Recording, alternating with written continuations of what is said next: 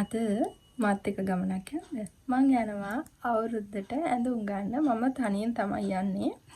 මං යන්නේ කෑගල්ලි Sriyani dress point එකට. බලමු ගිහිල්ලා කොහොමද ඒ තත්ත්වය කියලා.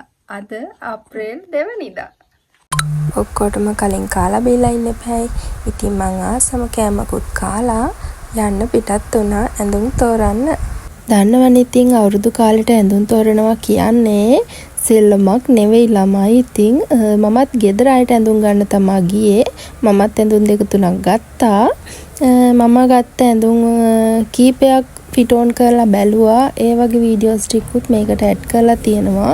ඇඳුම් නම් ගොඩාක් තිබ්බා ළමයි. ලස්සන ගවුම් එක එක ඇඳුම් මාර විදිහට තියෙනවා. හැබැයි තෝරගන්න හරි අමාරුයි. දන්නවනේ ඉතින් අපිට ඇඳුම් ගන්න ගියාම තෝරන එක තමයි කරන්න අමාරුම දේ. ඉතින් මම ගෙදර අයටත් ඇඳුම් අරගෙන ගෙදර ආවා.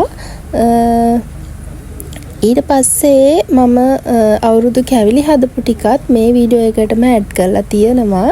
ඔයාලා කැමති නම් ඉතින් ඒ ටිකත් දිගටම බලන්න.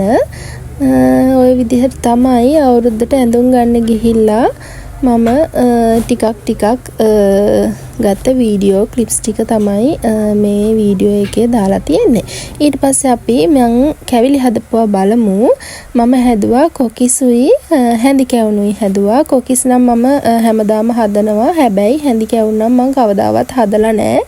මේ මගේ පළවෙනි පාර YouTube එකේ වීඩියෝස් බලලා මම ඉතින් තනියම කෑම හදන්න ඉගෙන ගන්නවා. මොකද දන්නේ නැති දේවල් ගොඩාක් YouTube එකේ වීඩියෝස් තියෙනවා. ඉතින් ඒව බලලා අපිට දන්නේ නැති දේවල් try කරන්න පුළුවන්. මම හිතුවේවත් නැති විදිහට හරියම ලස්සනට හැඳි කෑවුම් ටික හදාගන්න මට පුළුවන් වුණා. මට හරි සතුටුයි. ඉතින් දන්නේ නැති කෑමක් පළවෙනි වතාවට ඒක හරියට හදාගන්න පුළුවන් වුණාම ඒ දැනෙන සතුට කියන්න තේරෙන්නේ නැහැ. ඉතින් ඔයාලත් මේ සතුට අත්විඳලා ඇති අනිවාර්යෙන්ම.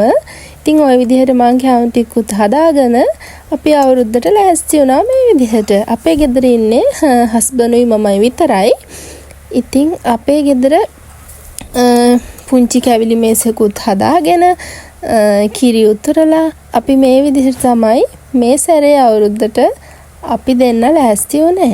ඉතින් ඔයාලත් මේ වගේ අවුරුද්දට මේ වගේ කැවිලි හදනවා ගෙවල් වල කෑම මේසෙ ලෑස්ති කර ගන්නවා. ඉතින් ඔය වගේ තමයි හැම ගෙදරකම අවුරුදු කියන්නේ.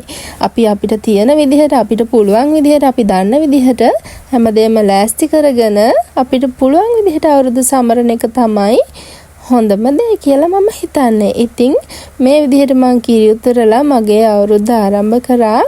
ඉතින් ඔයාලටත් මට කියන්න තියෙන්නේ ලැබුවා වූ මේ අලුත් අවුරුද්ද හැමෝටම සුබ අලුත් අවුරුද්දක් වෙන්න කියලා තමයි මට ප්‍රාර්ථනා කරන්න ඕනේ. මේ වීඩියෝ එක ටිකක් පරක් වෙලා දැම්මට සමා වෙන්න.